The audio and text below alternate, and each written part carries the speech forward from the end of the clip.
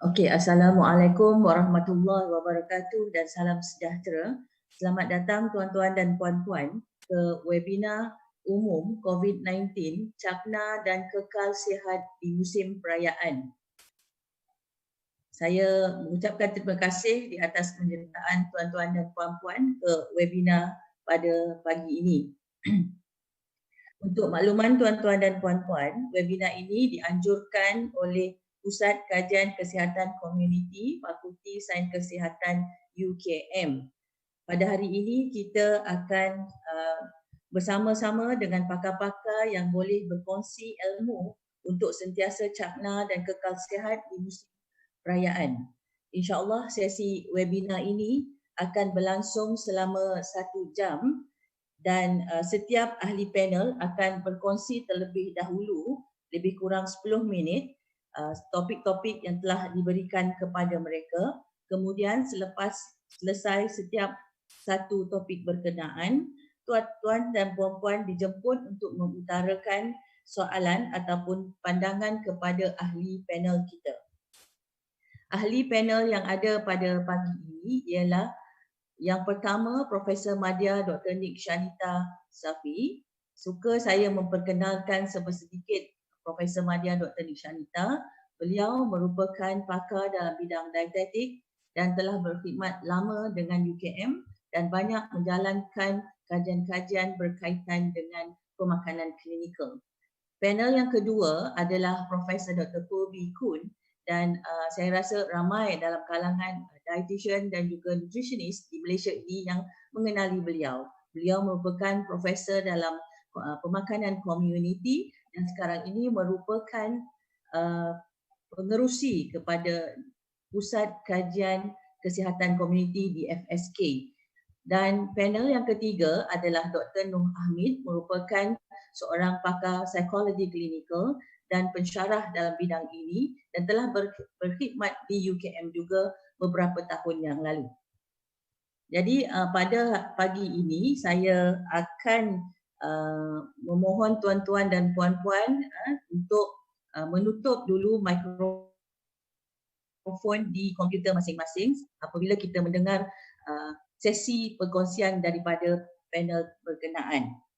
Jadi untuk tidak melengahkan masa, saya menjemput panel yang pertama iaitu Profesor Madya Dr. Nik Shanita Safi untuk memulakan sesi dan tajuk yang akan dikongsikan beliau adalah tips pemakanan sihat ketika musim perayaan. Saya jemput Dr. Nik Shanita. Bismillahirrahmanirrahim. Assalamualaikum warahmatullahi wabarakatuh. Terima kasih Prof. Zita di atas pengenalan tadi. Assalamualaikum semua, apa khabar? Terima kasih kerana menyertai webinar kami. So sebelum kita mula, saya nak belanja satu video untuk anda semua.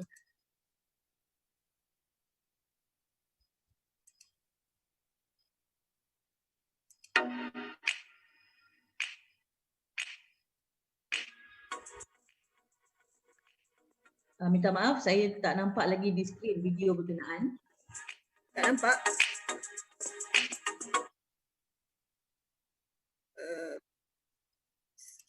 Saya cuba sekali lagi.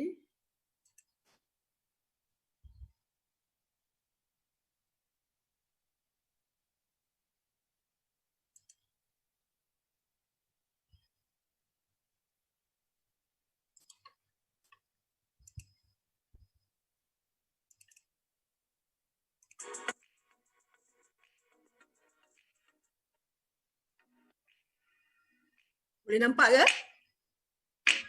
Okey, dah boleh nampak. Boleh. Okey.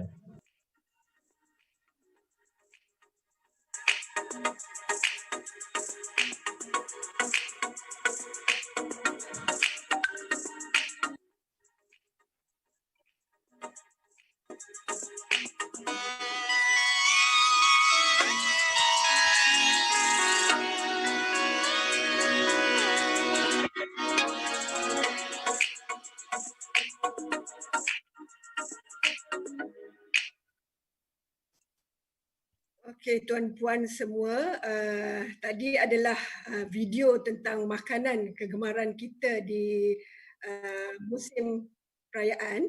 Okay, saya akan share slide yang seterusnya.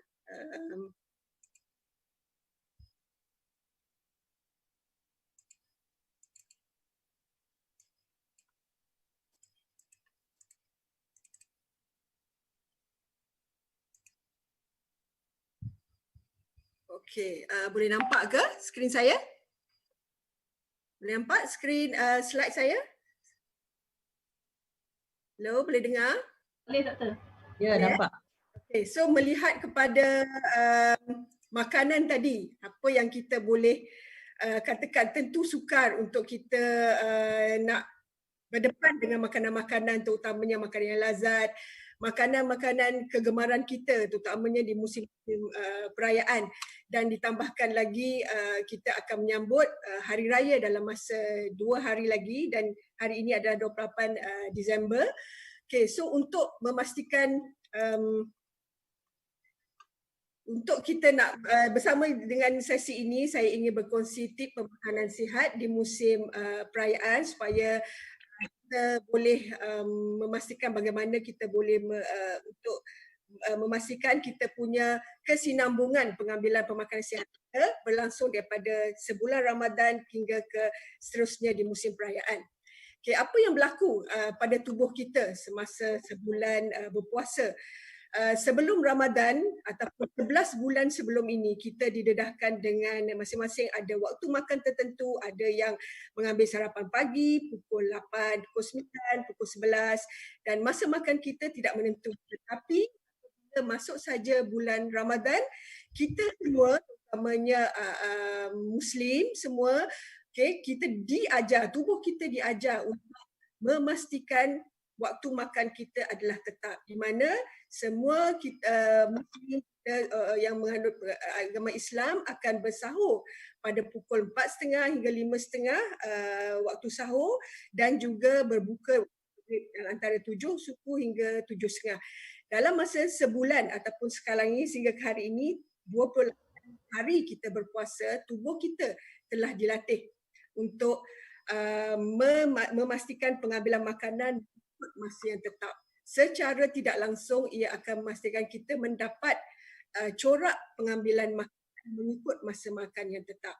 So ekoran daripada itu, apa yang berlaku dari segi berat badan kita, yang mana Prof Poh akan kongsi dengan lebih lanjut, kita akan mengalami penurunan berat badan ataupun pengawalan berat badan, dan seterusnya banyak lagi faedah-faedah lain yang kita peroleh daripada berpuasa selama sebulan. Di antaranya penurunan tekanan darah bagi yang mengalami tekanan darah tinggi, dan juga metabolisme, kadar metabolisme kita boleh improve dari segi pengambilan makanannya. Dan bagaimana kita nak mengekalkan faedah ni yang oleh dalam masa semasa sebulan Ramadan ini yang saya kongsi. Tips yang pertama adalah selama 30 hari ataupun sebulan kita telah ambil sahur di antara 4.30 dan 5.30 sebagaimana saya maklumkan tadi. Okey, contohnya esok 1 Syawal. Apa yang berlaku pada tubuh kita, dia tidak akan tahu esok 1 Syawal ataupun hari ini 30 Ramadan, tetapi pada masa yang sama 4.30 hingga 5.30 tubuh kita akan merembes enzim dan hormon dengan banyak, bersedia untuk menerima makanan dalam sistem penghadaman kita. So kita masuk pada 1 Syawal, kita tidak akan mengambil sahur seperti biasa, tetapi apa saranannya adalah kita mengambil sarapan pagi dalam jumlah yang kecil, terutamanya sebelum kita solat sunat raya.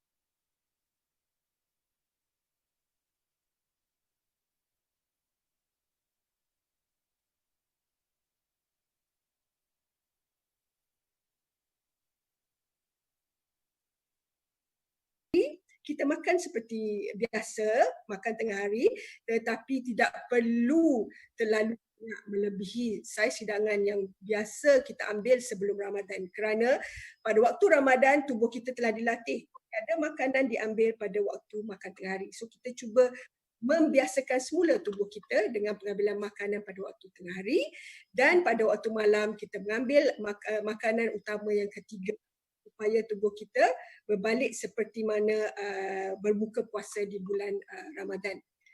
Dan seterusnya untuk tips kedua, memandangkan kita ada hikmahnya COVID-19 ini, di mana kita sekarang masih ada di fasa kelima, PKP, panggil PKPB, di mana kita tidak boleh sewenang-wenangnya menziarah raya ataupun kita katakan rumah tertutup lah, senang cerita.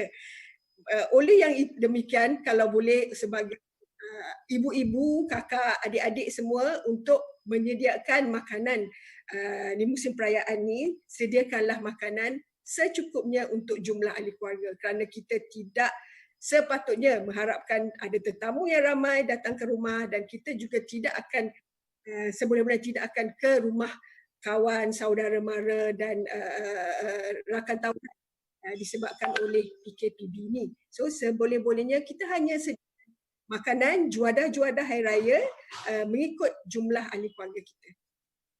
Dan seterusnya, tips yang ketiga, kawal saiz hidangan setiap kali kita makan. Kalau contohnya kalau kita lihat dari segi dua pinggan ini, ia adalah dua pinggan yang berbeza saiznya, tetapi saiz hidangan di dalam pinggan ini adalah sama. Kalau kita lihat, apabila saiz hidangan yang sama diletak dalam pinggan kecil, ia kelihatan banyak kan, berbanding dengan diletak dalam pinggan besar. Ini macam kita nak cara nak psycho kita sikitlah.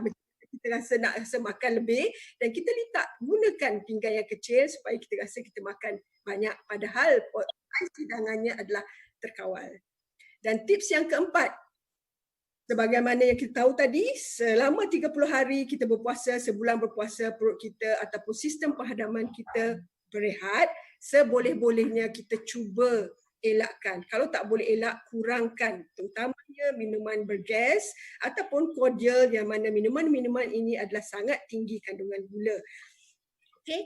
Disebabkan oleh kandungan gula ataupun gas tersebut, kita ambil dengan berlebihan. Terutamanya pada hari pertama Syawal, perut kita kata boleh terkejut disebabkan oleh kehadiran terlalu banyak gas. Sebaik-baiknya jika hendak minum, kita ambil jus daripada perahan buah-buahan segar, dan yang sebaiknya adalah mengambil minuman kosong. So kalau katakan minuman kosong ni macam tak ada sangatlah, dan kita mungkin boleh tambah hirisan lemon ataupun kita letak daun pudina ataupun serai untuk memberi aroma kepada air minuman kita. Dan tips yang kelima, ini adalah pendidikan telah menunjukkan bahawa apabila seseorang makan secara perlahan ataupun tidak tergesa-gesa ataupun gelojoh, ia menunjukkan tubuh kita dapat mendapat signal ataupun dapat mengenal pasti bahawa tubuh kita sebenarnya telah kenyang. Tetapi sekiranya kita makan secara cepat, right, tubuh kita tidak mampu untuk mengetahui ataupun mengenal pasti yang kita telah pun kenyang. So tipsnya yang kelima, cuba makan secara perlahan, makan bersama ahli keluarga yang ada di rumah di musim perayaan, sambil menikmati juadah yang dimasak, yang dihidangkan dalam suasana yang harmoni dan selesa. Dan tips yang terakhir ataupun yang keenam, saya pasti ini adalah hidangan ni ataupun juadah yang mesti ada, contohnya krepek-krepek, gula-gula, manisan, dan cadangannya kita cuba kurangkan ataupun kalau boleh kita gantikan krepek, gula ataupun manisan ini dengan buah-buahan segar ataupun buah-buahan kering, dan juga kacang-kacang, kerana buah-buahan kering ataupun kacang ini sangat tinggi kandungan nutriennya, padat tenaga, dan pada masa yang sama memberi keperluan vitamin dan mineral yang kita perlukan setelah sebulan kita berpuasa. Dan slide yang terakhir dari saya, di mana boleh saya simpulkan bahawa apa yang tuan-puan perlu ingat adalah kesimpulannya kita perlu ada 3B, di mana B yang pertama adalah berdisiplin, iaitu makan mengikut waktu makan yang tetap, di mana kita akan berbalik semula kepada apa yang kita telah amalkan mungkin 10 bulan yang lepas. Kita makan mengikut matuan tetap, contohnya sarapan pagi seboleh-bolehnya jangan lebih daripada pukul 10 pagi, makan tengah hari antara pukul 12 dan paling cepat pukul 3 petang. Manakala makan malam awal 6 petang dan selewat-lewatnya 3 hingga 4 jam sebelum kita masuk tidur. Okay. Pada masa yang sama, kita kena pastikan waktu makan dan juga saiz hidangan yang betul mengikut keperluan tubuh kita. Okay. B yang kedua adalah bijak, di mana kita perlu bijak untuk memilih makanan-makanan yang rendah lemak, minyak, garam dan gula, kerana pengambilan yang sedikit bagi contohnya makanan tinggi lemak walaupun dia menyumbang kepada tenaga yang berlebihan, apatah lagi garam dan gula. Dan yang terakhir adalah berhemah, di mana tadi saya maklumkan kita makan dengan perlahan dan apabila kita rasa lapar, kita tanya diri kita, adakah saya lapar? Saya haus. Kemungkinan kita sebenarnya haus ataupun kita dalam rumah kita tak cukup bergerak, tak rasa haus, tapi kita keliru. Mungkin itu disebabkan haus kita rasa nak makan. So, sekiranya kita dah lihat kita baru saja tadi makan dan kemungkinan besar kita sebenarnya haus dan bukannya makan, dan maka teruskan mengambil minuman, jangan kurang daripada 8 gelas sehari. Itu saja daripada saya, Prof. Ruzita. Saya berikan semula sesi dan insyaAllah kalau ada sesi soal jawab saya akan kembali. Terima kasih. Okey, terima kasih Prof. Madya, Dr. Nik Syanita. Di atas perkongsian tadi, kita dah tahu ada 6 tips yang perlu diamalkan semasa musim perayaan ini, dan di samping kita mengamalkan 3W, kita kena amalkan juga 3B semasa makan di musim perayaan ini. Jadi kita akan cuba ambil soalan-soalan di chat ataupun soalan-soalan yang akan dibukakan nanti pada akhir setelah 3 orang panel. Jadi untuk sesi yang kedua, saya menjemput Profesor Dr. Po Bee Kun untuk berkongsi slide beliau pula. Jemput ya Prof. Po.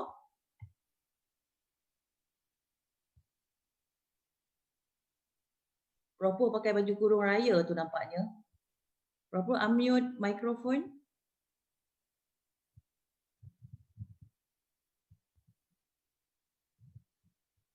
Mikrofon Prof. Po. Okey. Terima kasih host. Thank you dah dapat unmute. Saya nak ucapkan selamat pagi. Tadi kita dah dengar sharing daripada Dr. Nik Syanita. So sekarang saya pula sharing pasal cara kita nak kekalkan langsing . So semua dah berpuasa dekat sebulan. Berat badan dah turun tak? Mesti dah Tapi kalau dah raya nanti, kalau kita dah makan banyak-banyak, mungkin berat badan kita naik semula. So kalau kita nak kekal langsing di musim raya dan selepasnya, saya share sikit rahsia langsing dan sihat di musim perayaan.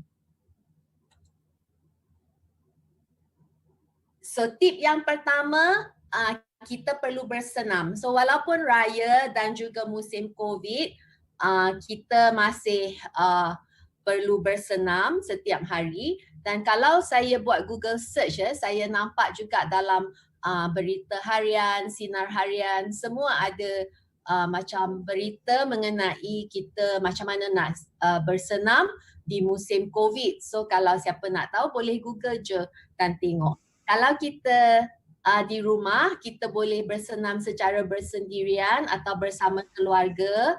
Kalau ada anak kecil, boleh suruh naik atas badan kita semasa kita bersenam, macam angkat weights lah kononnya. Dan sasaran kita untuk bersenam adalah untuk mencapai 10,000 langkah dalam setiap hari. Tapi kalau kita nak kira langkah, takkanlah kita nak kira 1, 2, 3 macam tu kan. So biasanya kita perlu ada macam smartwatch. Kalau nak beli yang ni mahal, tak perlulah kita beli yang murah. Semalam saya cari kat Lazada, ada M4 ni, dia boleh buat semua benda yang Apple Watch ni boleh buat. Harganya RM13 lebih je. So bolehlah mampu kita nak beli kalau nak. Tapi kalau tak nak, asalkan kita bersenam, dan kalau kita tak keluar rumah, kita boleh cari dalam YouTube. Dia ada banyak cara untuk kita workout di rumah, daripada beginner level sampailah ke advanced level. Semuanya ada. Dan kebanyakannya juga ada yang tak perlukan apa-apa peralatan pun kita boleh bersenam. So itu tip pertama mengenai bersenam.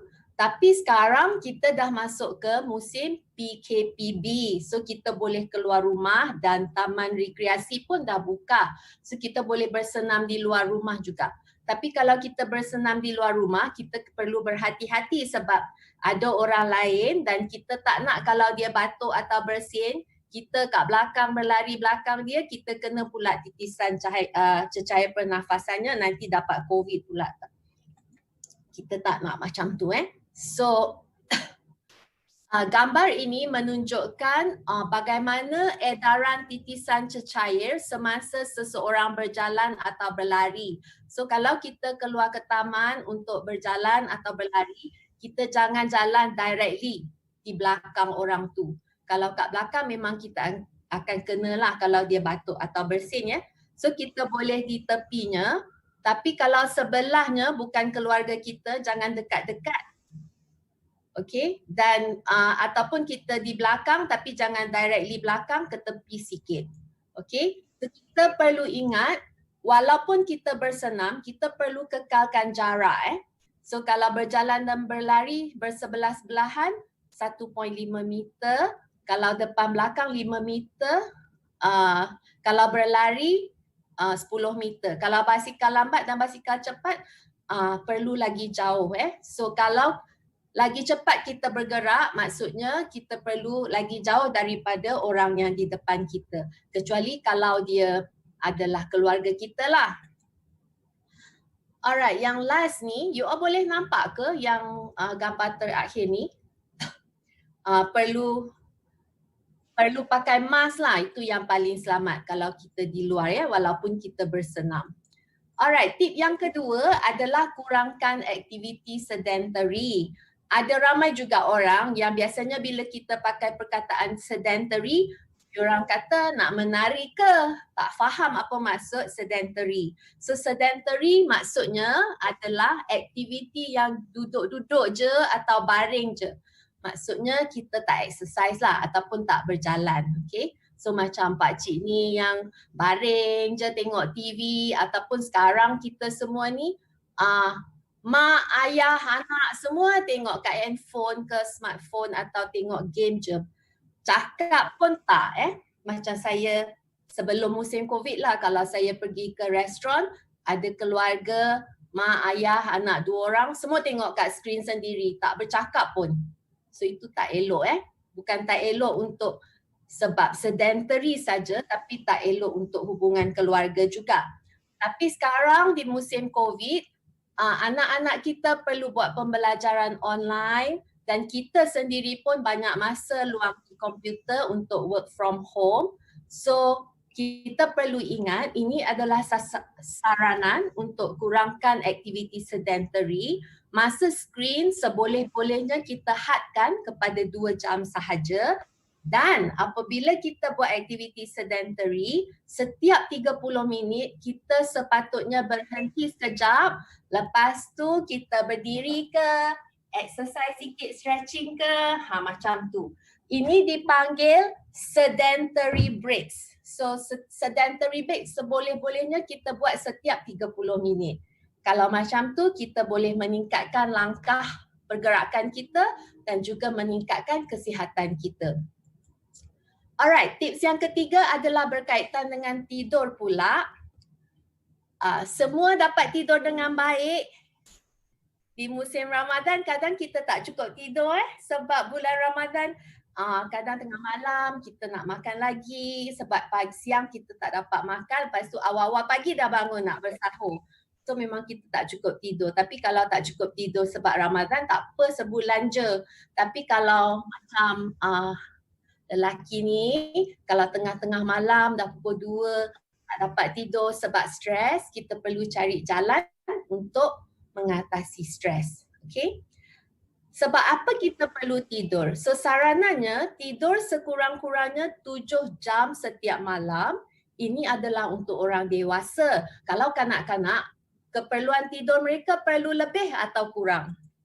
Mestilah lebih kan? Dan kita kaitkan juga, ada banyak kajian yang dapat mengaitkan bahawa kalau kita tak cukup tidur, dia akan menyebabkan badan kita lebih gemuk. Dan lebih gemuk tu bukan saja disebabkan sebab kita tak tidur, kita lapar, kita makan waktu malam, itu juga, tapi sebab dalam tubuh badan kita, fisiologi kita berubah dan tidur yang tak cukup memang dikaitkan dengan obesiti. So kita perlu pastikan kita cukup tidur kalau kita tak nak gemuk lah ya. So caranya kita perlu set rutin waktu tidur dan waktu bangun setiap hari, sebaik-baiknya waktu yang sama. Especially anak-anak kita. Sekarang dah tak pergi sekolah, kadang bangun tengah hari dah nak makan lunch, tak breakfast pun. Yeah? So kita perlu jagalah rutin kita dan sebaiknya sebelum tidur, 30 minit sebelum tu kita jangan main-main handphone, jangan tengok skrin lah sebab skrin kan keluar blue light. So blue light, cahaya warna biru tu boleh menyebabkan badan kita susah nak tidur. Okay? Dan kalau boleh kita praktiskan katil kita untuk tidur saja. Jangan bermain atas katil, buat kerja di atas katil dan sebagainya. Okay. Last sekali, tip yang keempat adalah untuk kita nak sentiasa memantau berat badan kita supaya kita sedar bahawa kalau berat badan kita naik atau turun, kita tahu. Okay, so timbang berat saranannya adalah setiap minggu dan seboleh-bolehnya bila kita timbang berat, kita timbang pada waktu yang sama dan seeloknya sebelum sarapan pagi. Kenapa saranannya macam ni? Sebenarnya kalau kita ada penimbang di rumah, elok kita buat macam ni sebab cuba kita fikir, bila kita makan kan, kalau kita makan sarapan je lah, satu pinggan atas tu katakan nasi lemak yang bungkus kecil je, katakan 200 gram kat situ, lepas tu kita minum satu mak teh tarik, satu mak teh tarik tu pun 200 gram, dah dekat setengah kg dah kat situ. Kita timbang lepas sarapan pagi, mesti tambah berat badan kita setengah kg. So kita tak nak lah So sebab kita buat sebelum sarapan pagi. Kalau kali pertama, kita perlu tahu indeks jisim tubuh kita ataupun BMI kita.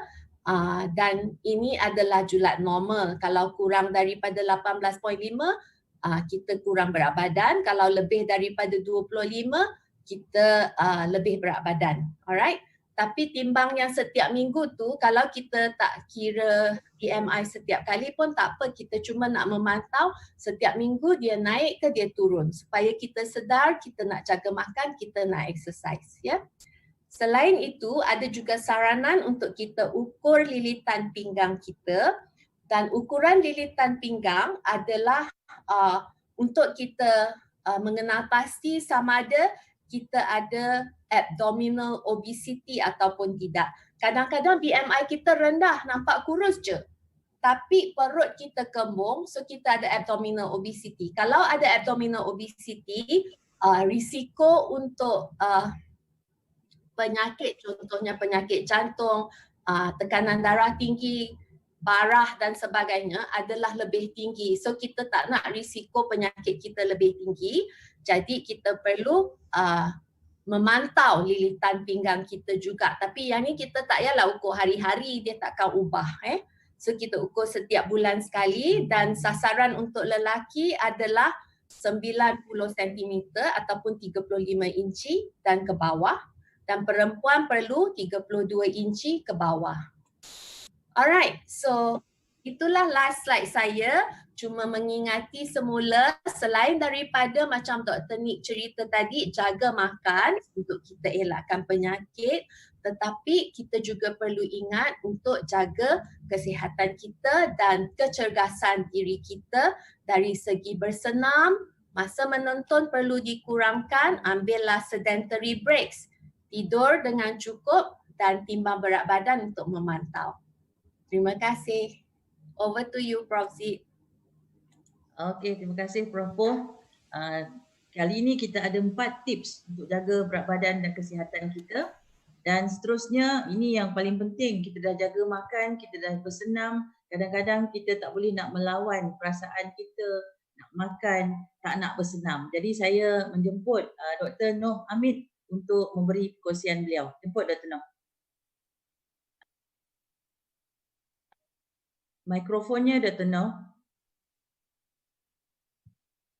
Okey, Bismillahirrahmanirrahim. Assalamualaikum warahmatullahi wabarakatuh.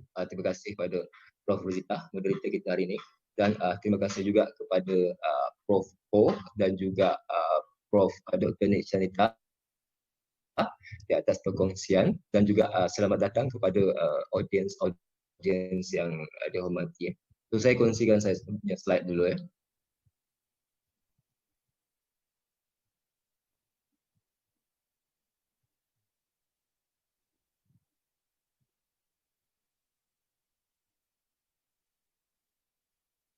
Okey, untuk hari ini saya nak kongsikan beberapa tips untuk kesejahteraan psikologi dalam berdepan norma baru sambutan perayaan.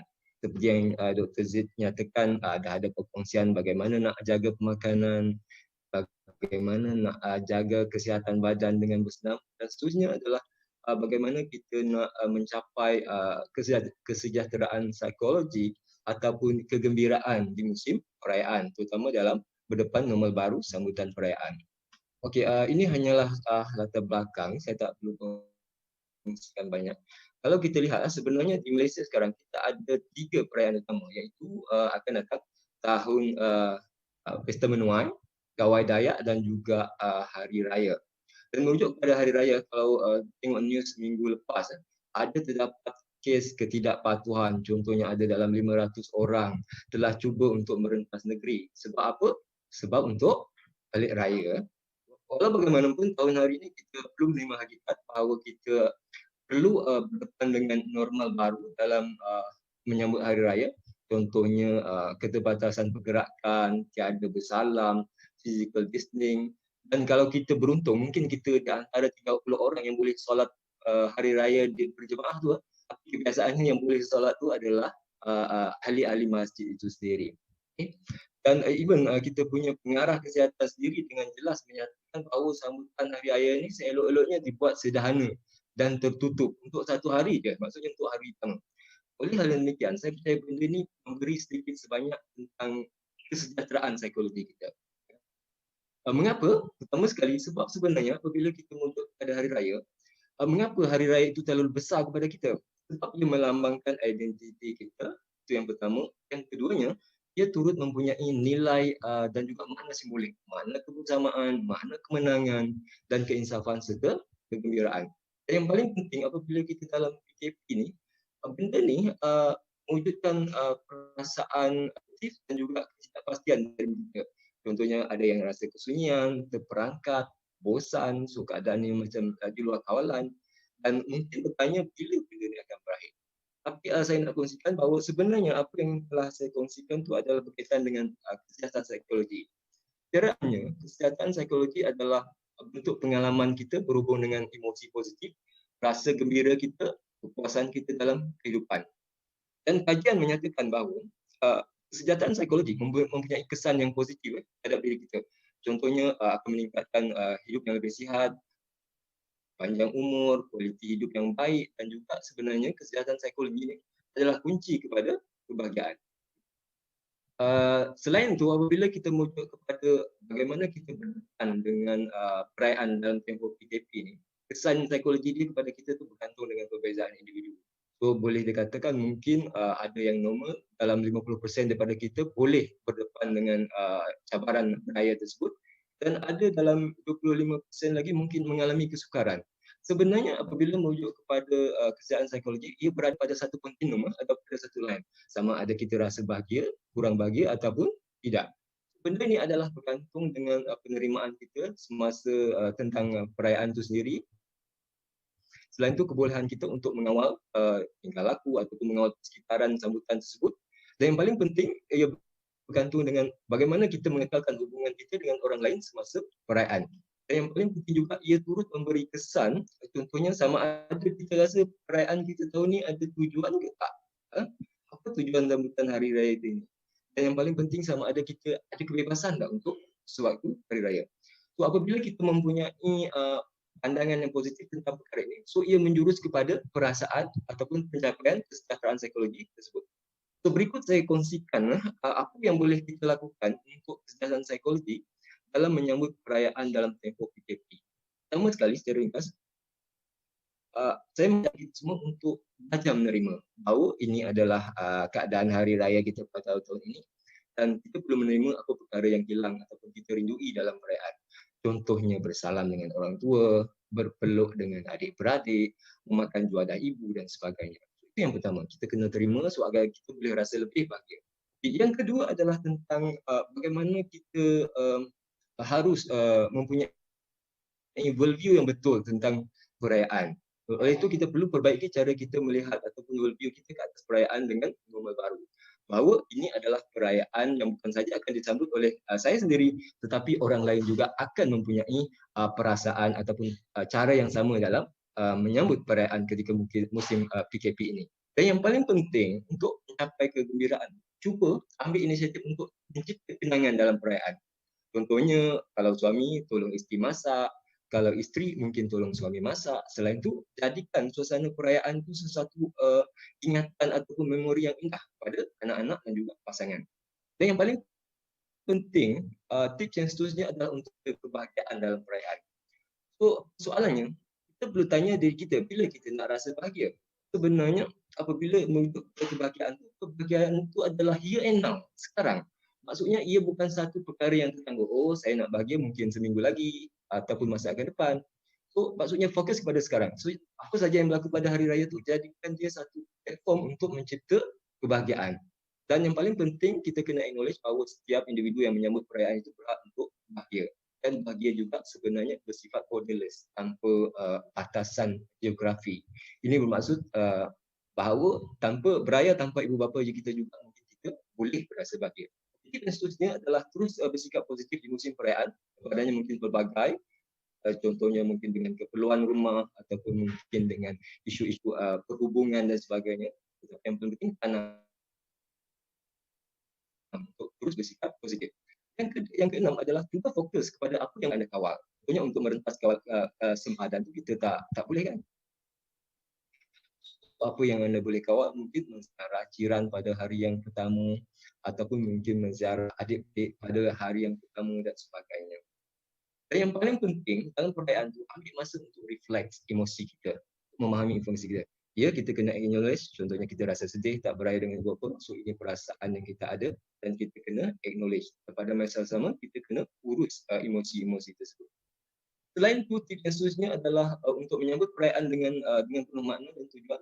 Ini bermaksud ia bukanlah perayaan yang biasa, yang perayaan yang mungkin tak ada raya ke tak raya ke sama saja. Tetapi untuk raya tahun ini saya berazam nak mencipta, contohnya memberi lebih makna kepada keluarga ataupun kejiranan. Dan yang paling penting juga dalam setiap mencapai kesejahteraan psikologi ini, cubalah memberi makna baru kebersamaan di musim perayaan. Ini bermaksud kebersamaan itu bukan sesuatu yang bersifat fizikal. Kebersamaan itu seharusnya sesuatu yang lebih daripada tersebut. Contohnya kita beraya di mungkin Shah Alam, tetapi ibu bapa kita mungkin di Pahang. So kita boleh merasa lagi bahawa kita masih beraya bersama mereka. Perkara yang seterusnya adalah dengan mewujudkan beberapa tindakan positif, contohnya terus bersyukur, selain itu terus-terus saling memaafi di antara satu sama lain dan juga membuat kebaikan dalam usaha kita menyambut hari raya. Dan yang paling penting adalah usaha kita untuk terus fokus kepada penjagaan emosi diri kita yang baik. Contohnya kalau kita ada stres, urus stres dengan baik. So ajar diri kita untuk berhenti dari stres, tenangkan diri kita mungkin dengan teknik pernafasan ataupun visualization. Dan yang paling penting kalau rasa stres tu, lakukan sesuatu yang kita seronok. Kalau seronok berkebun, kalau seronok bacaan, menonton dan sebagainya, boleh dilakukan. Dan yang paling penting untuk mencapai kejayaan psikologi juga, cubalah mengimbau kenangan manis yang lalu. So ini bermaksud kadang-kadang apabila kita mengenang pengalaman manis kita pada masa lalu, benda ni juga akan membawa rentetan emosi-emosi positif dalam usaha kita menyambut perayaan dalam tempoh PKP. Dan yang terakhir sekali, tips yang boleh saya kongsikan adalah untuk kekal berhubung, stay connected dan wujudkan kebersamaan di dalam dunia maya ataupun dunia virtual. Adalah secara ringkasnya tentang 13 tips. Perlu diingatkan bahawa apa yang kita alami bukanlah sesuatu yang berbeza dengan orang lain. Orang lain mempunyai isu yang sama, tak balik kampung. Selain itu mungkin tak merasa masakan ibu bapa dan sebagainya, ataupun opah atau mungkin tak beraya dengan cucu pada tahun ni. Okay. Sebagai penutup, memang penjarakan sosial tu ada, tetapi ia tidak bermaksud kita terputus hubungan. Teruslah berhubung. Yang kedua, ambil masa diri anda untuk meningkatkan kesejahteraan psikologi, terutama di musim perayaan. Dan yang paling penting, cuba acknowledge perasaan dengan melakukan refleksi terhadap perasaan kita. Kerana refleksi sangat baik kepada kesejahteraan psikologi dan pada yang sama adalah okey untuk berasa sedih tentang yang tidak dapat disambut bersama. Episod penting yang tak dapat disambut bersama, contohnya Hari Raya. Dan selain itu, kita perlu betulkan worldview kita, perspektif kita dalam menyambut perayaan dalam normal baharu. Dan yang paling penting, samalah kita berusaha untuk cuba menyambut perayaan dengan penuh makna, kenangan dan juga tujuan. Sekali anda berhak berhari raya dengan kegembiraan. So itu yang boleh saya kongsikan bagaimana boleh mempromosi kesejahteraan psikologi ataupun kegembiraan dalam usaha menyambut perayaan dalam tempoh PKP. Saya kembalikan kepada Dr. Zid. Terima kasih Dr. Zid.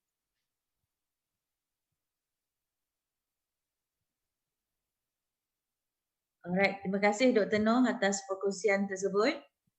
Jadi kita ada banyak tips untuk mengawal perasaan dan sebagainya ya semasa menyambut perayaan norma baru ini. Jadi saya akan buka kepada sesi soal jawab. Cuma sebelum itu tadi saya nampak dekat chat box ada beberapa soalan yang ditanyakan kepada Dr. Nick, Dr. Propo dan juga Dr. Noh. Saya mulakan dengan soalan yang yang diberikan kepada Dr. Nick ya. Bagaimana tentang air detox ya. Kemudian apakah saranan pengambilan kuih raya? Mohon Dr. Nick beri respon. Okey, terima kasih Prof. Zid, terima kasih yang menanya. Terima kasih Puan Pijat buatkan senarai soalan-soalan daripada peserta. Saya ada 4 soalan di sini. Yang pertama, air detox. Okay, air detox ni memang famous lah dia, apa-apa kita kan sekarang sokmed, social media, apa-apa saja kreativiti daripada netizen dia akan upload air detox. So air detox ni macam saya bagi contoh tadi, kita letak irisan lemon, air pudina, serai, nak suruh ada aroma pada air tersebut. Tetapi sengaja saya tidak tak sebutkan ia boleh menghilangkan dari segi mengkumuhkan bahan-bahan toksin dalam tubuh kita, kerana contoh yang paling mudah, berapa banyak kalau kita tak buat kajian, tapi berapa banyak sangatlah vitamin C dalam air tu daripada irisan lemon tu yang akan masuk dalam air, dan berapa banyak pula lah vitamin C yang boleh diserap daripada minuman yang kita letak irisan lemon tersebut. Makanya kalau kita kata air tersebut boleh menyah toksik bahan kumuh daripada tubuh kita, jawapannya tidak ada bukti saintifik yang menyatakan ia boleh. Sebenarnya cukup untuk memberi rasa yang wangi, rasa air tu minum tak adalah macam kelat-kelat je nak habiskan air kosong tu kan. Sebab air kosong ni macam tak sedap lah. Dia nak kena ada juga manis dia. Kadang-kadang orang yang buat air detox ni dia letak aiskrim soda, dia letak asam boy, nak suruh lagi manis, lagi sedap. So dah habislah fungsi yang kononnya iDetox tu. Right? So sebenarnya bila kita letak semua daun pudina, serai, semua tu adalah untuk memberi aroma. Lebih kepada itu, bukan kepada untuk menyah-toksikkan tubuh kita. Okay, itu soalan pertama. Soalan yang kedua, saya banyak nampak lebih kepada susahnya nak jaga nafsu makan. Hidangan makanan kan, tadi sengaja saya letak video pagi-pagi ni, minta maaf lepas belum lagi sampai tengah hari kan, untuk kita lihat makanan-makanan juadah-juadah hari raya. Okay, berbalik kepada nafsu makan, suka saya nak nyatakan di sini bagaimana sebulan Ramadan ini kita mengawal nafsu kita. Macam mana kita boleh kata okey, sekarang bukan masa untuk kita makan. Maka macam mana azam kita, kekuatan kita, kekuatan dalaman kita nak mengawal nafsu. Kekuatan yang sama jugalah kita bawa ke bulan Syawal dan bulan yang seterusnya, 11 bulan yang akan datang. Sebagaimana kita kawal nafsu kita, kita diajar mengawal nafsu kita supaya tidak makan selepas pukul subuh, pukul 6 pagi sehinggalah pukul sebelum maghrib. Keadaan yang sama, kita mengawal nafsu kita untuk makan, minum dan tidak bersenam selepas bulan Ramadan. Itu yang saya boleh katakan. Walaupun ianya susah tetapi kita boleh buat. Yes, we can do it. Okay, the same thing. Orang yang sama, kita boleh kawal nafsu kita di bulan Ramadan. Kita perlu berazam untuk dapat kawal. Bukan langsung tak boleh makan. Boleh. Tapi kita cuba mengawalnya dari segi keazaman yang sama. Itu satu. Satu lagi, dari segi nafsu ni sebenarnya, tubuh kita ni kita ada satu bukan organ, kita panggil epistat. Epistat ni macam kereta, dia panggil thermostat, kita ada epistat. Epistat ni mengawal appetite, selera kita. Okay, apa yang berlaku untuk tubuh kita sekiranya kita ni cuba untuk menekan ataupun tidak mengambil satu-satu jenis makanan. Contohnya saya nak berdiet lah, saya tak nak ambil makanan manis, sangat-sangat saya cuba kontrol, tetapi apa yang berlaku, tubuh kita craving, akan sangat mengidam nak makan tu. Apa yang berlaku bila kita tak boleh tahan, itu yang menyebabkan kita pulun habis-habisan dan habislah nafsu kita, tak boleh lagi nak dibendung, tak boleh nak dibendung. So dalam kata lain, kita makan dan dia punya keywordnya ambil semua jenis makanan tapi secara sederhana. Sebab untuk makanan tidak ada satu jenis makanan yang baik dan tidak ada satu jenis makanan yang tidak elok. Semua makanan kita patut ambil kerana setiap makanan dia menyumbang nutrien ataupun zat makanannya yang tertentu. Itu satu, yang nafsu, untuk kawal nafsu kita. Dan macam Sam tanya, Puan Sam, saya nampak soalan dia kata macam mana nak kontrol ni, makanan juadah terlalu banyak.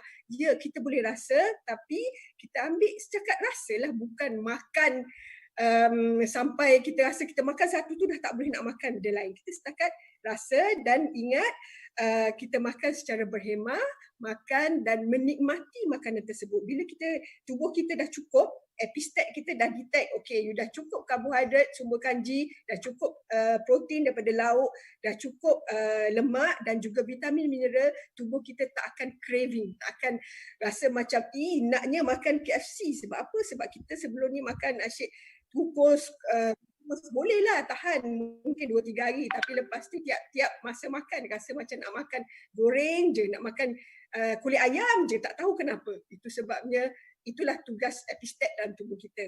Okay, itu untuk soalan nafsu, macam mana nak kontrol. Dan soalan yang keempat, Hanis tanya macam mana, apa saranan biskut raya.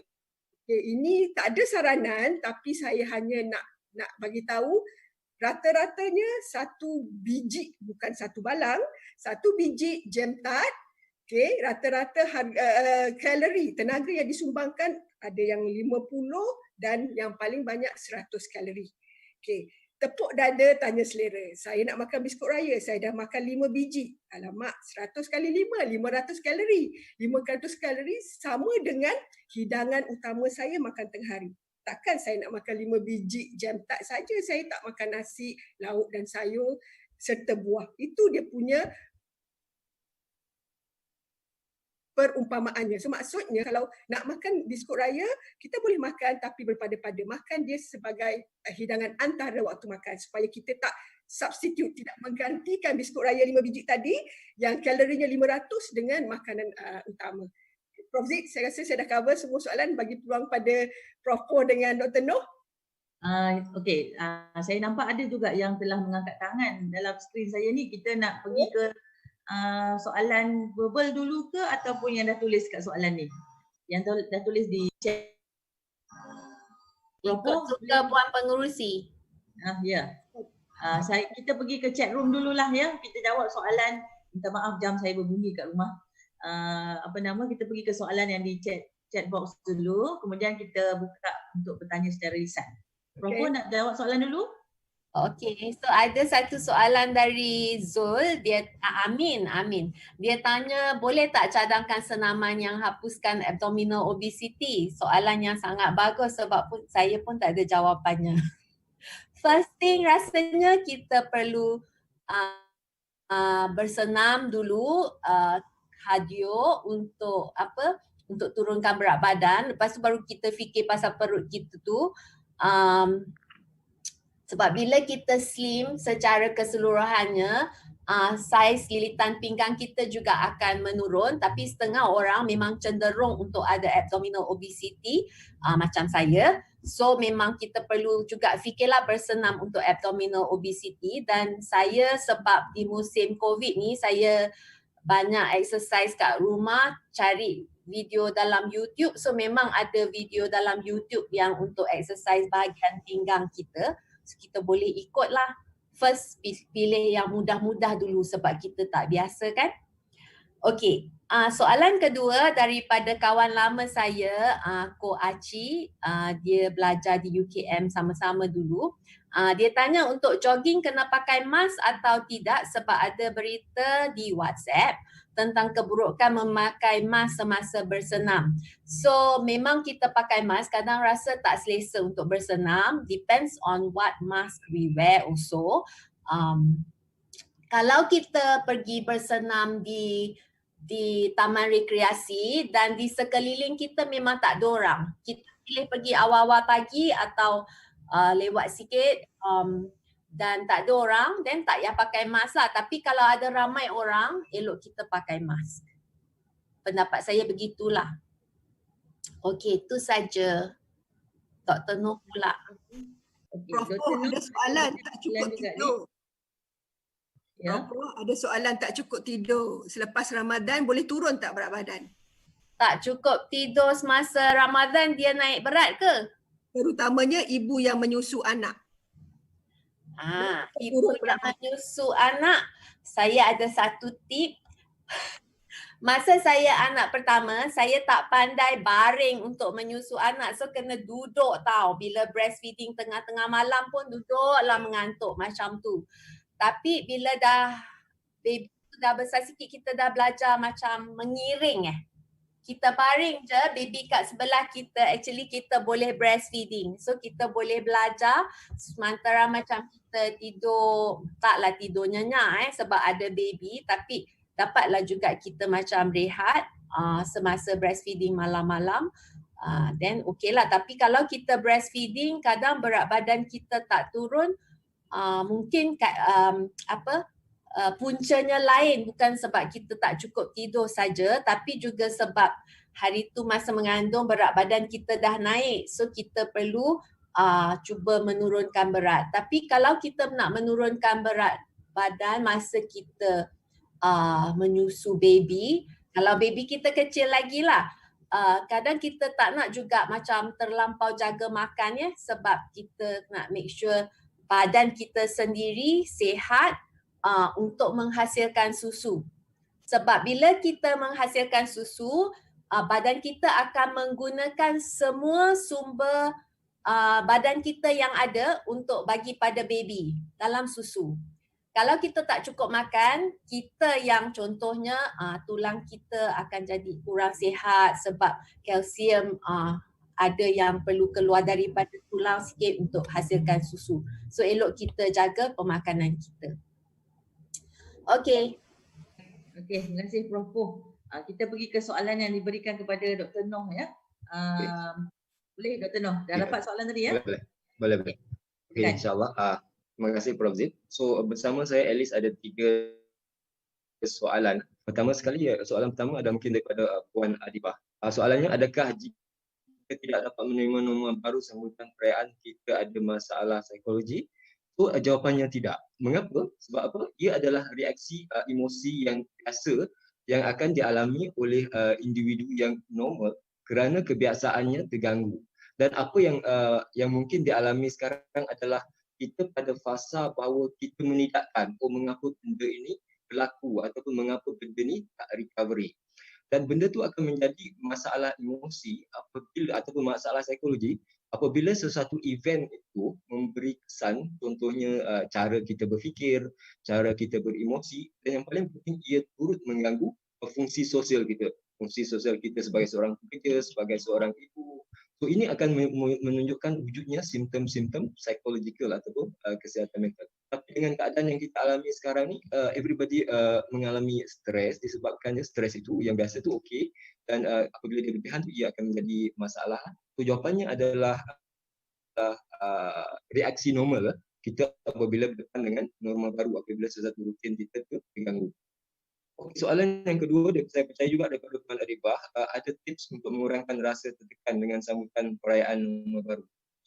Kalau boleh saya kongsikan, apabila merujuk kepada tips untuk mengelak tekanan, pertama sekali kita kena tahu apa punca tekanan kita itu. Contohnya punca tekanan mungkin disebabkan oleh isu keuangan, oleh isu perhubungan. So kita kena address ataupun kita kena urus isu-isu tersebut sebaiknya. Itu yang pertama. Yang keduanya, apabila kita menyambut perayaan tu, yang kedua adalah kita perlu ada expectation. Sama ada kita terlalu meletak expectation yang tertinggi kepada perayaan hari ini, tahun ini ataupun tidak. So elok-eloknya letakkan harapan kita pada expectation yang biasa. Yang keduanya tips komunikasi, sebab pastikan komunikasi adalah terbuka dengan individu di dalam sekitaran anda. Tips yang seterusnya adalah untuk mewujudkan rutin. Contohnya untuk hari raya yang pertama tu, cuba rancangkan apa rutin yang nak dialami. Contohnya sembahyang hari raya bersama dengan ahli keluarga, kemudian makan bersama, lepas tu melakukan video conferencing dan sebagainya. Dan tip yang terakhir adalah penting untuk stay connected dengan individu yang tak ada di physical atau dalam physical setting juga. So itu 2 soalan, saya menjawab sebahagian daripada keperluan soalan tersebut. So soalan yang terakhir adalah, sekejap saya cek soalan nombor apa, nombor 9. Bagaimana nak menjaga jarak sosial jika bergambar ketika menziarahi ibu bapa di kampung negeri yang sama? Semestinya ada sesi bergambar pada pagi raya bersama ahli keluarga. So pandangan saya sebenarnya kalau kita tengok sesi bergambar ni adalah norma lama kita. So apabila kita merujuk kepada norma baru tu, so mungkin kalau boleh kita minimumkan risiko untuk mewujudkan gambar bersama yang cukup dalam jumlah yang banyak. Yang 1-2 tu adalah pertimbangan anda lah. Contohnya mungkin individu yang terdekat itu adalah sihat dan sebagainya. Itu insyaAllah tak ada masalah. So semua ni bergantung kepada penilaian anda. So seelok-eloknya wujudkan norma yang baru mungkin boleh menggunakan software tertentu, kemudian gambar-gambar tersebut boleh digabungkan. Okay. Itu harapan pandangan saya. Terima kasih Prof. Zid. Okey, terima kasih Dr. Noh. Tapi tadi saya nampak ada juga beberapa soalan yang banyak bertanya tentang nak mengawal rasa makan, nak mengawal rasa nafsu untuk makan pelbagai juadah yang dihidangkan semasa musim perayaan. Tadi kita dah dengar tips daripada Dr. Nik Shanita sebagai seorang pakar dietetics. Mungkin Dr. Noh sebagai pakar psikologi klinikal ada tips yang boleh dikongsikan juga dengan kita bersama di sini. Dr. Noh, tolong unmute the microphone. Okey, maaf Prof, saya terlepas Prof punya background punya soalan tu. Latar belakang tu. Boleh mula sekali lagi Prof, maaf Prof. Alright, tadi ada beberapa juga yang bertanya macam mana nak kawal nafsu, makan pelbagai hidangan, nak kawal supaya jangan makan sekali harum dan sebagainya kan. Kita dah dengar Dr. Nik bagi jawapan dari segi perspektif seorang dietitian. Bagaimana pula pandangan seorang ahli psikologi klinikal. Okey, terima kasih Prof. Zid di atas persoalan. Contohnya apabila merujuk kepada nafsu makan ni. Kadang-kadang apabila kita merujuk kepada makanan, dia mungkin bentuk excessive behavior ataupun tingkah laku berlebihan kita. Kita dah makan, tapi kita makan lagi dan kita nak makan lagi. So apa yang boleh dilakukan, prinsip asas adalah untuk mengurangkan benda tersebut. Jadi persoalannya bagaimana kita nak mengurangkan nafsu tu? So kita define the limit. Contohnya untuk makan pagi ni, sarapan ni, aku nak makan apa? Makan tengah hari, aku nak makan apa? So ini adalah bentuk benda yang kita perlu set limit dalam pemakanan tersebut. So aspek yang kedua adalah aspek visualization. Kadang-kadang kita tanam benda ni dalam diri kita tak nampak. So akhirnya kita akan terlupa. So kalau boleh visualize benda ni. So ini target untuk hari minggu raya yang pertama. So pastikan benda tu ditulis dan benda tu dimonitor ataupun dipantau dan sebagainya. So ini akan menjadikan sesuatu tingkah laku itu kita sentiasa sedar dan kita akan ada usaha untuk mengekalkan tingkah laku tersebut. Dan yang paling penting sebenarnya kita kena lihat bahawa dalam proses itu sendiri akan ada jatuh bangun. Sehari itu mungkin kita termakan lebih, sehari itu mungkin kita termakan kurang, itu adalah perkara biasa. Tetapi kita kena bawa diri kita ke landasan yang balik dengan limit yang telah kita. Dan yang paling penting, kita jangan, bila makan ni, jangan makan berseorangan. Kalau makan seseorangan, itu bahaya sebab orang tak menilai kita kan. So kita makan bukan seadanya, semahunya. So seelok-eloknya makan dengan yang lain, lepas tu bertambah pandangan orang lain sama ada jumlah yang kita makan tu bersesuaian. Seelok-eloknya jangan makan berseorangan. Terima kasih Prof. Zid. Respon yang bagus, tip yang bagus, jangan makan berseorangan, makan berteman supaya ada orang komen kita makan banyak ataupun makan sikit. Okey, sekarang saya buka soalan daripada semua pendengar peserta. Saya nampak Nur Hidayah ada angkat tangan. Ada soalan ke Nur Hidayah? Tak ada. Okey, Nur Haisyah pun angkat tangan. Ada soalan ke Nur Haisyah? Tak ada ya? Ada Nur Haisyah, silakan. Tunggu sikitlah Nur Haisyah. Okey, silakan Nur Haisyah. Tak ada soalan? Ada, silakan.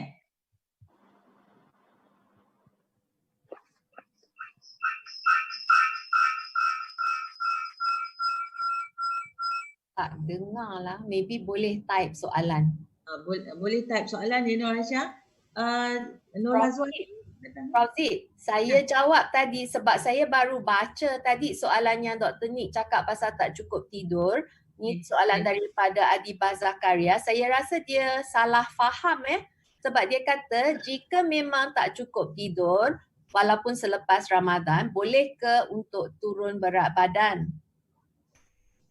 Tak cukup tidur memang susah lah untuk nak turun berat badan sebab kalau kita tak cukup tidur memang dia dikaitkan dengan obesity. So kita memang perlu cuba untuk cukupkan tidur kita lah. Tu je. Okay. Okey. Nur Hazwani ada soalan ke? Angkat tangan nampaknya tu? Tak ada. Ada ya? Ada. Okay, siapa lagi yang angkat tangan? Siapa lagi? Okey, tak ada lagi yang angkat tangan. Boleh saya ada ikon angkat tangan je tu. Kan kita duduk cari-cari. Oh, alright, tak apa. Okey, saya nampak As angkat tangan juga. Ada soalan ke As? Tak ada ya? Okey, ada lagi soalan? Sebab tak bagi respon.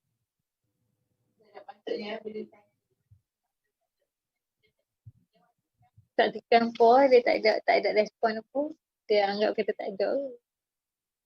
Okay, siapa tu yang mikrofon tak on tak off tu ya? Okay, saya masih lagi menunggu soalan daripada tuan-tuan dan puan-puan. Kalau ada soalan yang ditanyakan.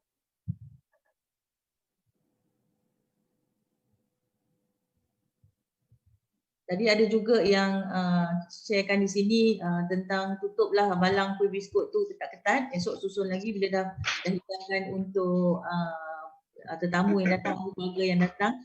Bagus jugalah. Dan boleh tanya soalan? Boleh. Abdul Syukur. Cik Abdul Syukur.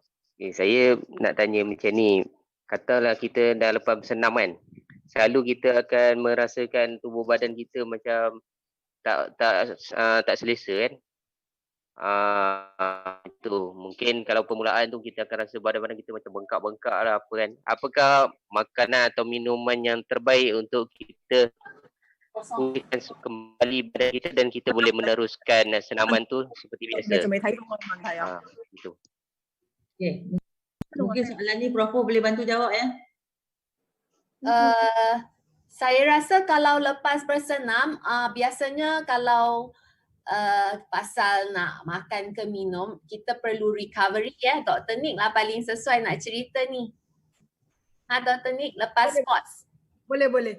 Okey, Cik Syukur ya. Cik Syukur kata lepas senaman rasa macam lesu kan? Cik Syukur? Betul saya Ya, dapat? betul. Okey. Sebenarnya kalau senaman dia ada dua output dia ataupun dua kesan dia yang paling mudahnya bila kita bersenam, selepas habis saja bersenam sama ada kita akan rasa tersangat lapar ataupun tak ada selera makan. Ini ada dua outcome dari senaman. Outcome ini kita boleh interpretasikan dia sebagai kalau kita lepas bersenam kita rasa sangat lapar, bermaksud aktiviti yang kita lakukan tadi tu terlalu tinggi intensiti dia. Di mana tubuh kita akan menggunakan sumber karbohidrat sebagai sumber tenaga. Sebab tu gula dalam darah kita digunakan sepenuhnya untuk otot yang bersenam, maka kita akan berasa sangat lapar sebaik sahaja selepas bersenam. Kemudian satu lagi, kalau lepas bersenam saja kita rasa tak ada selera makan.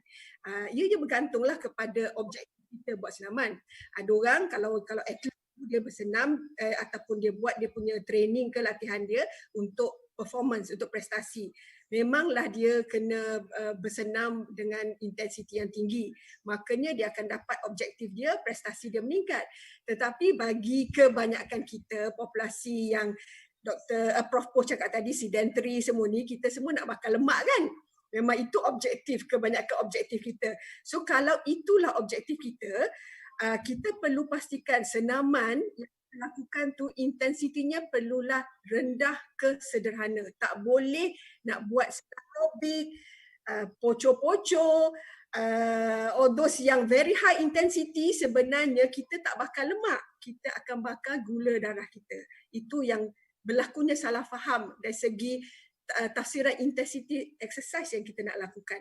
So untuk menjawab soalan Cik Syukur, bila Cik Syukur kata kenapa lepas senaman tu rasa letih, ada dua kemungkinan. Kemungkinan Cik Syukur langsung tak ambil apa-apa makanan sebelum start senaman tu. So kalau Cik Syukur tak ambil apa-apa makanan, terutamanya makanan berkarbohidrat atau berkanji, Cik Syukur akan rasa penat dan kemungkinan Cik Syukur telah melakukan senaman intensiti rendah ke sederhana.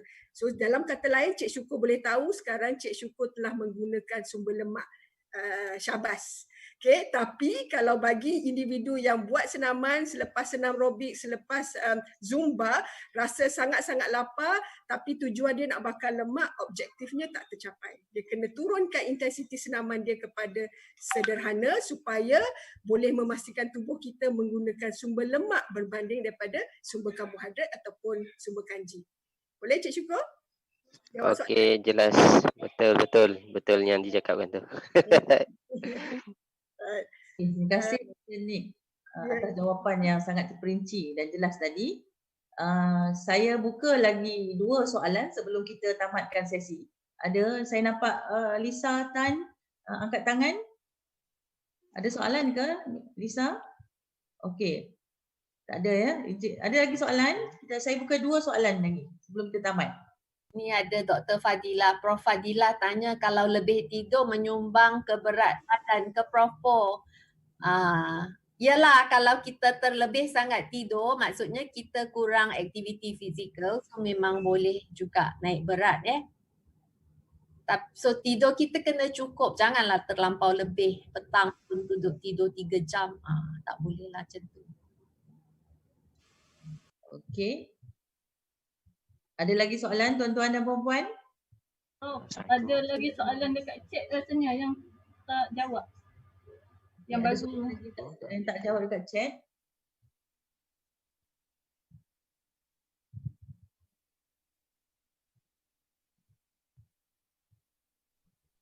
Apa cara terbaik untuk diet saya nampak? Mungkin saya boleh jawab. Okay. Apa cara terbaik untuk diet? Jawapan cepu mas ni sebenarnya dia tak ada satu jawapan untuk semua. Setiap individu dia ada keperluan tubuh sendiri, di mana kalau katakan kita bagi satu formula untuk semua orang untuk berdiet, dalam kata lain diet ni sebenarnya untuk turunkan berat badan lah, tapi kalau ikut definisi diet tu sebenarnya adalah makan, bukan apa pemahaman kita diet untuk tidak makan. Right? Tetapi apa yang saya boleh jawab, bagaimana cara terbaik untuk diet ataupun untuk turunkan berat badan atau kawal berat badan kita, kita kena ingat yang tadi saya kata, saya bagi tips 3B. Beringat 3B tadi, yang B pertama berdisiplin, itu yang penting. Berdisiplin di mana masa makan yang paling penting. Kerana saya pernah jumpa ramai pesakit-pesakit di hospital yang mengatakan mereka nak turun berat badan, mereka kurangkan pengambilan mereka daripada 3 kali kepada 2 kali. Dan 2 kali yang diambil itu tak kena dengan keperluan tubuh kita, di mana dia ambil brunch, yang kita panggil brunch, pukul 11 pagi sarapan dia ataupun breakfast dia, dan lepas tu tengah hari masih kenyang, dia makan pula pukul 4, pukul 5 makan tengah hari dia. Apa yang berlaku, tubuh kita tak boleh proses makanan tu, sebabnya pada masa tersebut sepatutnya tubuh kita adalah fungsi dia untuk menghadam apa yang kita makan di waktu makan utama. Tetapi sebaliknya, jika kita ambil makanan yang berat di antara waktu makan utama, tubuh tidak boleh menghadam sepenuhnya, maka dia akan ditukarkan sebagai lemak. Dan secara tak langsung ia akan menyebabkan peningkatan berat badan dengan hanya mengambil 2 masa makan berbanding mengambil 3 masa makan yang tetap mengikut keperluan tubuh kita, yang sebagaimana saya maklumkan tadi, dari segi masa makan yang betul. Itu tips yang terbaik untuk diet satu. Dan yang keduanya, kita kena berhemah, cuba makan dengan perlahan supaya tubuh kita mengenal pasti yang di mana tubuh kita ni dah kenyang dan bukannya lagi boleh ditambah. Dan ada teori yang mengatakan bagaimana pesakit, seseorang individu yang obes tu dia boleh makan sampai dia punya stomach ataupun perut dia boleh expand. Ianya disebabkan oleh nerves. Dia ada nerves yang dekat stomach kita. Asal ni macam kita kat rumah ni elektrik short circuit lah. Kalau terlebih power dia akan terpadam kan. So sebenarnya dekat perut kita, stomach ni ada juga short circuit tu, but disebabkan oleh masa terutamanya pada anak-anak ataupun anak kita 1000 hari pertama tu, mereka diberi makanan yang tidak sepatutnya diambil, berlebihan dari segi tenaga dan juga nutrien-nutrien yang tidak sepatutnya, menyebabkan kapasiti stomach mereka, perut mereka membesar, dan ada nerves yang di perut tu dia dah short circuit, dia dah terputus, dia tak boleh nak detect, maksudnya kapasiti perut ni dah cukup, stop. But bila dia meningkat dewasa, kapasiti stomachnya kekal besar. Bila dia makan sikit, dia tak rasa kenyang. Padahal benda tu dah cukup. Dan perut tadi, kapasiti perut tu tak boleh nak detect lagi sebab berlaku dah putus nerves yang sepatutnya kontrol. Itu yang tak sampai maklumat kepada otak kita, central nervous system, yang mengatakan stop, anda dah kenyang. Itu salah satu daripada teori yang mengatakan kenapa individu yang obes ni dia makan tapi tak kenyang-kenyang juga. Okay, so yang pentingnya kita berbalik semula kepada makan mengikut masa yang tetap, saiz hidangan yang mengikut keperluan kita, makan secara berhemah, dan juga yang pentingnya bijak memilih makanan yang kurang masin, gula dan juga garam. Itu yang saya rasa cara terbaik untuk kita berdiet. Okay, Rozin? Dr. Nick, ambil terus soalan kalau minum air banyak betulkah akan menyumbang gemuk air, dan juga kalau kita makan langsung boleh kurus ke? 2 soalan ni jawab terus Dr. Nick. Boleh. Gemuk air ni sebenarnya tak ada istilah gemuk air, right? Sebab tubuh kita ni terdiri daripada otot dan juga lemak. Kalau nak dikira peratus air dalam tubuh kita 56% hingga 74%.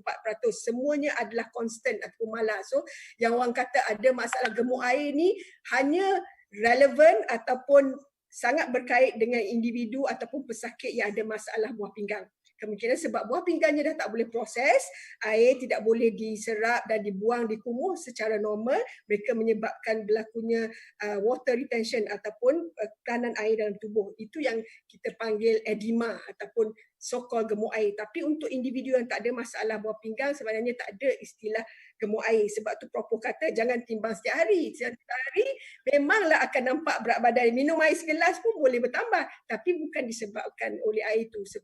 Disebabkan oleh proses homeostasis dalam tubuh kita. Okay? Okey, ada satu soalan daripada Puan Suzana Yusof ni. Dia kata apa nasihat doktor jika anak-anak suka makan roti dengan peanut butter atau makanan bergula, sebab dia pernah dengar seorang dietitian mengatakan tak perlu risau pengambilan gula kanak-kanak kerana mereka aktif. Jadi mohon pandangan Dr. Nick. Okey, kalau anak hanya suka ambil roti dengan peanut butter saja, okey, semestinya roti dengan peanut butter tu menyumbang tenaga kepada anak tersebut, keperluan tenaga harian dia. Tetapi apa yang kita kena faham, dalam roti dan peanut butter dia ada nutrien dia yang tertentu. Sekiranya anak tu terus mengambil roti dan peanut butter sahaja tanpa mengambil kepelbagaian makanan yang lain, semestinya anak ini akan mengalami dalam satu tempoh tertentu, kita tak pasti, mungkin bulan, mungkin tahun, anak ini akan mengalami masalah kekurangan nutrien ataupun zat makanan yang tidak ada dalam roti ataupun dalam peanut butter. Okay? Terutamanya serat, sayur-sayuran, buah-buahan yang sememangnya kita akan dapat kita punya sumber vitamin dan mineral. So seboleh-bolehnya sebagai ibu bapa atau ibu, kita kena galakkan ataupun pelbagaikan cerita dekat anak ni. Okey, kalau dia nak makan peanut butter ni, apa kata kalau kita letak, saya pernah tengok resepi yang mana roti dia letak peanut butter, lepas tu dia letak spinach dalam tu, dia kapit and then dia bakar. So rasa bayam tu tak terasa, tapi sebenarnya ada sayur dalam tu. Anak-anak tak perasan. So lama kelamaan dia akan acquire rasa sayur-sayuran dan buah-buahan. Itu yang cara yang ibu bapa nak kena kreatif lah untuk integrate ataupun untuk masukkan makanan-makanan lain, terutamanya picky eater, anak-anak yang memilih makanan ni memang saya tak nafikan susah, tetapi tugas ibu bapa nak kena sabar dan pada waktu masa makan yang sama kalau boleh jadikan contoh kepada anak-anak ni. Dia tengok ibu dan ayah dia makan sayur, makan buah, dan mungkin kata cuba rasa kalau tak banyak, sikit je.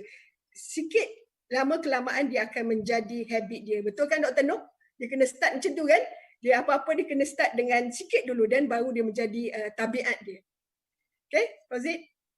Okey, ada beberapa soalan yang ada kawan yang telah bantu menjawab dalam grup chat ini. Contohnya kalau nak delete onset muscle soreness, kita kurangkan intensity, kata Dr. Denise. Ya, terima kasih Dr. Denise bagi respon tu. Ada soalan juga tentang sewaktu Ramadan daripada Muhammad Effendi, aktiviti fizikal seperti berjogging terhenti sebab bulan Ramadan lah. Jadi bila masa sesuai untuk memulakan senaman berintensiti tinggi seperti berlari sejurus selepas Ramadan? Ada yang boleh bantu jawab, Prof ke Dr. Nick ke?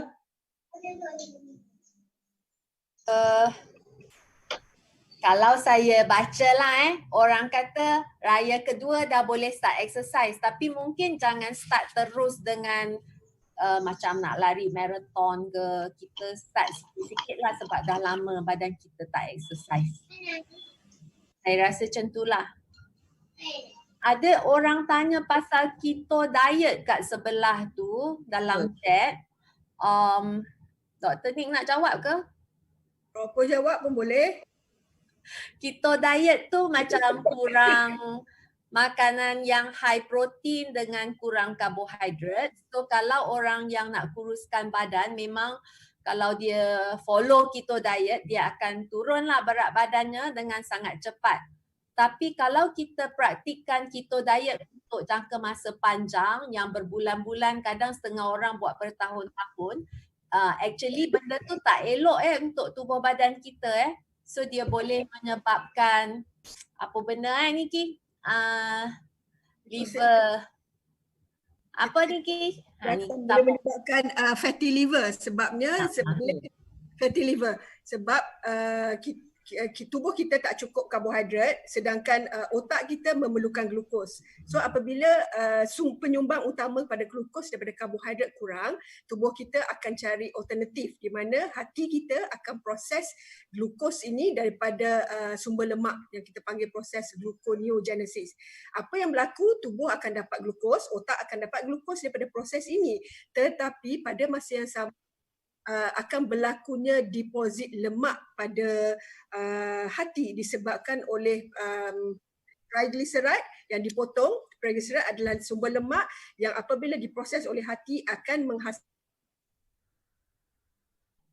karbohidrat daripada raw dan dia akan menghasilkan lebihan fatty acid, asid lemak. 3 asid lemak itu akan dideposit di pada hati. So dalam tempoh jangka masa yang lama, ini yang kita dapati pesakit-pesakit akan mendapat fatty liver kita panggil. Sekarang ni kalau di hospital sangat common dalam kalangan pesakit diabetes sebab mereka takut nak ambil karbohidrat, sumber karbohidrat. Kadang-kadang tu mereka cuba hadkan tersangat banyak dan menyebabkan tubuh mereka akan menghasilkan glukos daripada sumber yang bukan lemak. Ini yang kita tak galakkan. Kes yang sama juga dengan pengamal-pengamal keto diet ni lah. Mereka mengambil lemak, jumlah lemak sebanyak sampai 90%. Sedangkan tubuh kita yang paling minimum kita perlu karbohidrat tidak boleh kurang daripada 25%. Kalau kurang, ini proses yang saya maklumkan tadi akan berlaku. Okey, Dr. Nick, penjelasan yang jelas. Prof juga. Saya ambil satu soalan daripada grup chat ini.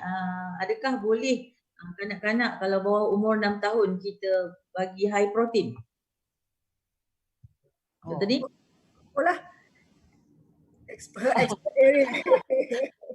High protein maksudnya apa kurang jelas lah. Maksudnya kalau kita bagi dia makan ayam banyak-banyak ke daging banyak-banyak ke kita nak bagi dia makan suplemen protein tak boleh lah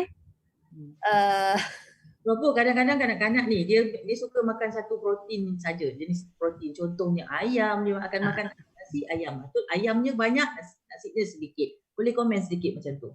Mungkin itulah maksud Encik Azlan tu lah. Selain daripada suplemen, memang kita tak benarkan kepada kanak-kanak because dia akan memberi beban kepada buah pinggang anak tersebut. Ya. Jadi mungkin berapa boleh komen tentang anak-anak kadang-kadang dia ekstrim sangat, suka sangat makan.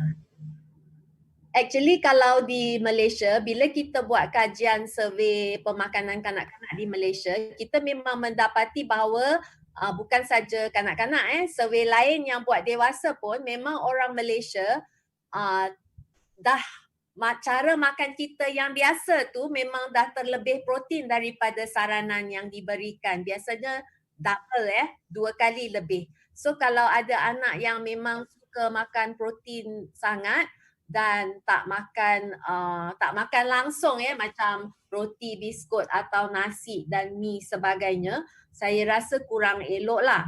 Tapi jarang kita jumpa kanak-kanak yang tak suka makan nasi ke biskut, roti, kek. Biasanya kanak-kanak lebih suka makanan berkarbohidrat daripada makanan tinggi protein lah. Biasanya, tapi tak semestinya semua kanak-kanak sama. Tadi ada seorang tanya pasal roti peanut butter bergula, dah jawab Dah. Dr. Aini dah tolong jawabkan. Okey. Saya. Dr. Nick Shanita pun tadi ada bagi respon juga kan tentang peanut butter dan gula tadi juga. Okey. Memandangkan kita telah pun menghampiri 12.30 ya.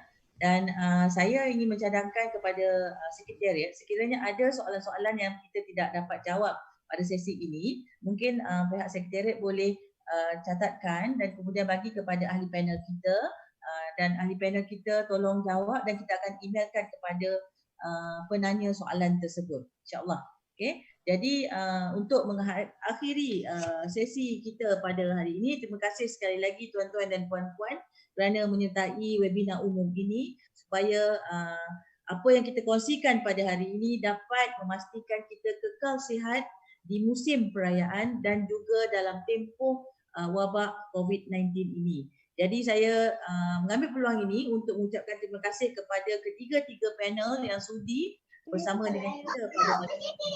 Dan juga saya mengucapkan selamat Hari Raya dan juga selamat menyambut apa jua perayaan dalam masa wabak ini, dan semoga kita sentiasa sihat dan selamat bersama di rumah. Assalamualaikum dan selamat tengah hari. Terima kasih. Selamat Hari Raya. Raya semua. Raya semua. Assalamualaikum. Terima kasih. Alhamdulillah. Okay, Alhamdulillah kita dah habis sesi untuk pagi ni. So siapa partisipan yang tak dapat register lagi seminar kita pagi ni boleh scan QR code. Ini Kita untuk buka. kaki tangan UKM.